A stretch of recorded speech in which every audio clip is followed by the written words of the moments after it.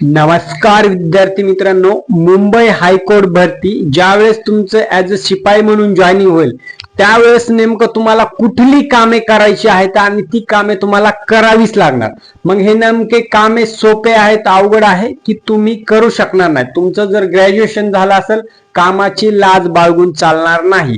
म्हणून मुंबई उच्च न्यायालय भरती 25-26 ची जी आहे शिपाई पदानंतर जॉईनिंग नंतर तुम्हाला खालील प्रमाणे सर्व डेली कामे करावी लागणार.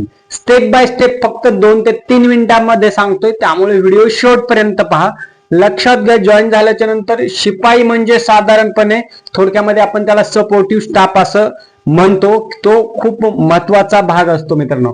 अधिकारी व न्यायाधीशांना असिस्ट करणे, जे कोर्टामधील अधिकारी असतात किंवा जजेस असतात त्यांच्या सोबत असिस्टंट म्हणून त्यांना सोबत राहावं लागतं. त्यांचे जे काम ते सांगतील ते त्यांचे फॉलो ऑर्डर करावी लागते. सर्वात महत्वाचं काम आहे 1 नंबरचं. ठीक आहे. दुसरं फाइल्स व डॉक्युमेंट्स हँडल करणे, हे 2 नंबरचं काम आहे. फाइल्स म्हणजे काय, 1 place to another plus clerk to जज, जज टू क्लर्क किंवा अनदर ऑफिसर्स जे कोणी असतील त्यांना डॉक्युमेंट्स व्यवस्थित आणि वेळेवर नेऊन देणे, तसेच ते डॉक्युमेंट व्यवस्थितरित्या हँडल करणे, हे झालं दुसरं सगळ्यात महत्वाचं आणि मुद्द्याचं काम. ठीक आहे. आता पुढे जाऊया. तिसरं आहे डेली कामकाज. हे झालं त्यांचं एक्स्ट्रा काम. पण डेली वर्क रुटीन काय असणार आहे, त्याच्यामध्ये नंबर 1 ला काम असणार आहे मित्रांनो फाइल्स ने आण करणे, 1 place to another, 1 department to another department. जजेस किंवा क्लर्कला डॉक्युमेंट देणे. आता सांगितल्याप्रमाणे एकतर जज जे सांगतील ते ऑर्डर ऐकणे किंवा तेथील क्लर्क जे अधिकारी म्हणून असतील त्यांचे जे काही डॉक्युमेंटची ने आण करणे असेल किंवा त्यांना जे रिक्वायरमेंट लागेल डॉक्युमेंटची ते कपाटामधून त्यांच्या टेबलवर नेणे किंवा टेबल मधून कपबोर्ड मध्ये ठेवणे, या दोन्ही गोष्टी तुम्हाला कराव्या लागणार आहेत. त्याच्यानंतर पेपर वेळेत पोहोचणे. आता कोर्ट कचेरी म्हटलं की पेपर्स आले, पेपर वर्क आले. आता काही पेपर्स असे असतात जे लिगलीच असतात सर्व, ते त्यांना वेळेवर पोहोचवणं खूप महत्वाचं असतं. जर वेळेवर नाही पोहोचवलं तर त्या ठिकाणी मोठा गोंधळ होऊ शकतो. म्हणून शिपाई हे पद जरी आपल्याला हलक्यात वाटत असेल तरी कोर्टाचं एक शिस्तीचं नियमाचं पालन करणारं पद आहे आणि त्याच्यावरच बाकी जे कोर्टाचं कामकाज आहे ते बऱ्यापैकी चालत असतं. जसं की डिसिप्लिन फॉलो करणे, वेळेत काम करणे, हे शिपायाचं मोठं योगदान असतं मित्रांनो. ठीक आहे. म्हणून काम कुठलंच हलकं नसतं, त्यामुळे सर्व कामकाज करावे लागतील. त्याच्यानंतर कोर्ट रूम मॅनेजमेंट. आता कोर्ट मध्ये मॅनेजमेंट करावं लागतं. कसं की त्याच्यामध्ये सुरुवातीला काय करावं लागतं, हिअरिंग सुरू होण्यापूर्वी रेडी ठेवायची असते कोर्ट रूम. कोर्ट म्हणलं की केसेस आल्या, केसची हायरिंग होण्यापूर्वी ती कोर्ट रूम त्यांना रेडी करावी लागते. त्या ठिकाणी टेबल खुर्च्या व्यवस्थित आहेत का नाही, जास्त क्राऊड आहे का, ते व्यवस्थित हँडल करावं लागतं. त्याच्यानंतर सायलेन्स त्या ठिकाणी सर्वात महत्वाचं मेंटेन करावं लागतं. जसं की तुमचा मोबाईल वाजता कामा नाही, ज्या ठिकाणी ते इतर जे कोर्टच्या केसेस असतात, लढण्यासाठी आलेले जे काही असतात त्यांचे सायलेंट मोबाईल असणं खूप आवश्यक आहे. त्यानंतर टेबल खुर्च्या व्यवस्थित ठेवणं हे सगळ्यात महत्वाचं काम आहे. त्याच्यानंतर कॉल देणे.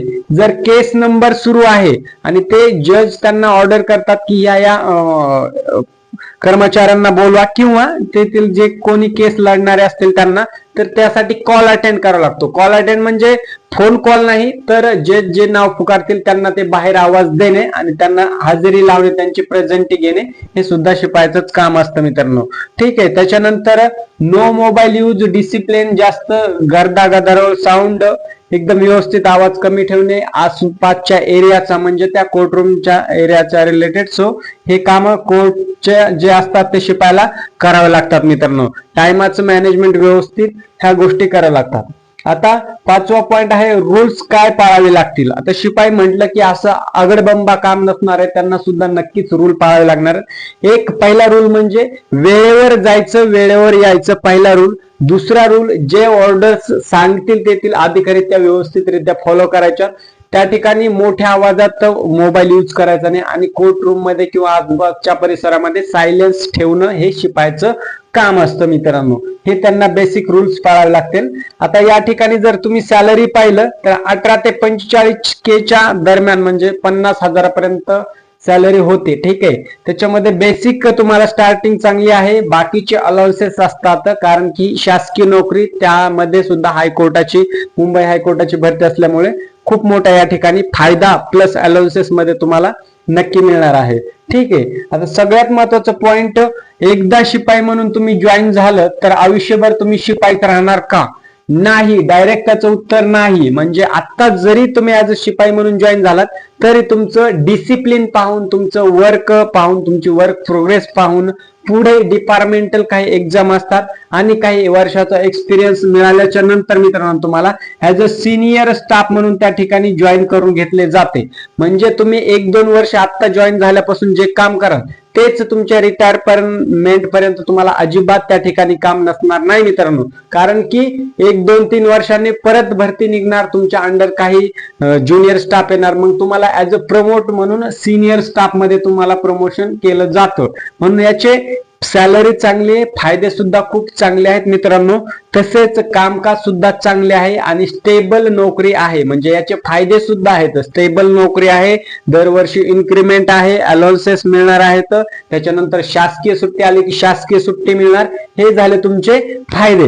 ठीक आहे, म्हणून शिपाई पद जरी हलकं वाटत असेल तरी तुम्ही नक्की तुमची सगळी प्रोसेस झाल्याच्या नंतर 100% जॉईन करा, कारण सरकारी भरती आहे, पुढे प्रमोशन होऊ शकतं. स्टेप बाय साईड तुम्ही एक दुसऱ्या एक्झामचा सुद्धा प्रिपरेशन करू शकता.